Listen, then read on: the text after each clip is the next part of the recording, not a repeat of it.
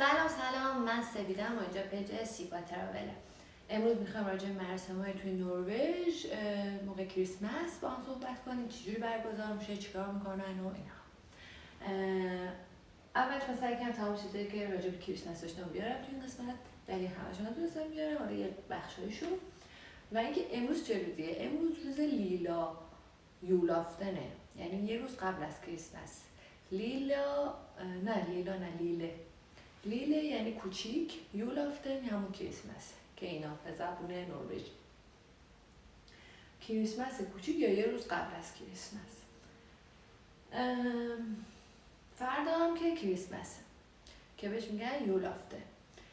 توی روز کریسمس که اینجا 24 دسامبر هست، معمولا مثلا خانواده دور هم جمع میشن، با هم دیگه یه بعد شام میخورن. حالا اونا بهش میگن شام، ولی معمولا ساعت 4 و 5، یعنی اینا شامشون ساعت 4 و 5 بعد از ظهر.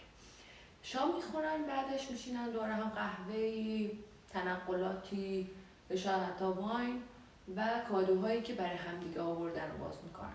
برای همدیگه همه کادو میارن. یادم کادو همونجوری که میبینن این پشت هست. چیزای مختلف بر هم میارن و هم دیگه خوشحال میکنن و هم دیگه غذا میخورن. غذاهایی که توی نروژ پخته میشه توی هر قسمتش متفاوته. مثل ایران که شمالی غذا درست میکنن، مثلا جنوبی جورینه ها، اینجا قسمت مختلفه. توی مشهد برای شب یلدا برف اومده، ولی اینجا برف نیومده. فکر کنم مشکل از منه. بعد اینجا سعی میکنن خونه ها رو چراغونی کنن، یعنی بیرون خونه مخصوصا روی تراسا که وقتی تو خیابون میری روشن تر باشه، به خاطر اینکه از ساعت الان دیگه از ساعت 3 و نیم به بعد این هوا تاریک میشه.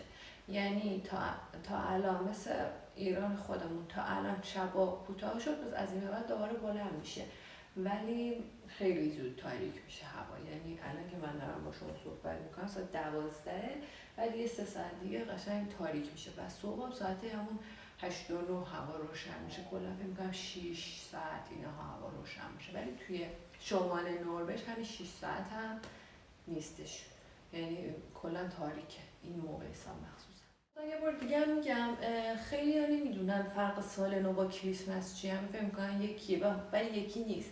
سال نو روزیه که سال 2006 میاد که میشه اول اینا بهش میگن ینوار، البته همون جنواری. ولی در واقع کریسمس بعضی جا 25 دسامبر، اینجا 24 دسامبر، مختلفه جای مختلف که اون روزی که جشن میگیرن.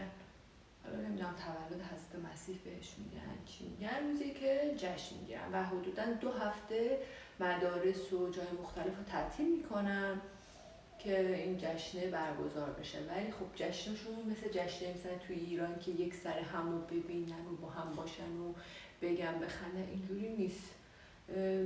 هوا سرده دیگه، بیشتر تو خونه ایمونن، شاید 1 یا 2 شبش رو. حتی من فکر می‌کنم همه اینجوری هن، ولی همه اینجوری نیست. من یه خانواده نروژی رو میشناسم که 5-6 شب حداقل میرن خونه هم دیگه، یعنی مثل ایران توی سال نو.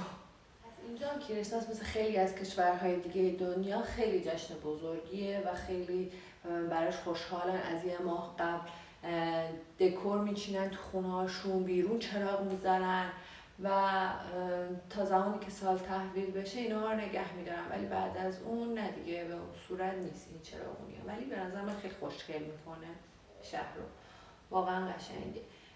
تزیینات کریسمس هم بیشتر با سفید و سبز و قرمزه، یعنی بیشتر، و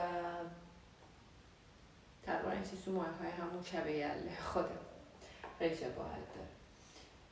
اینا حالت چراغ داخلش، اینم چیزای مینیمالی کوچولو، ببینید توش برمیشه. بابا نوئل اینجا یه اسم دیگه داره، بهش نمیگن سانتا، بهش میگن نیسر و کسی که کادوها رو برای بچه‌ها میاره. خب امیدوارم ویدیو رو دوست داشته باشین. اگه سوالی چیزی راجع به نروژ دارین، دوست اطلاعاتی کسب کنین، حتما بر کامنت بذارین اگه در اطلاعات خودم بیشتر کامل‌تر بشه راجع به نروژ، حتما راجع به طریقه گرفتن ویزا و مهاجرت و این چیزا حتما ویدیو میذارم، ولی الان چون خودم هم اطلاعاتم خیلی کامل نیست واسه همین دقیق نمیدونم که ویدیویی که بذارم مثلا درست باشه یا نه. حالا کامل بودنش خب هیچ کس کامل نیست، بالاخره هر کسی یه حرفایی داره میزنه. تو ویدیوهای قبلی مثلا به من گفته بودن که این چرت و پرتا چیه این حرفا، من تجربه های شخصی خودم رو گفتم. خب ممکنه که قبول داشته باشه که قبول نشته باشه، ولی اینا تجربه شخصی خودم. من سپیدم و اینجا پیج سیفا ترافل. لایک و کامنت یادتون نره. دوستتون دارم.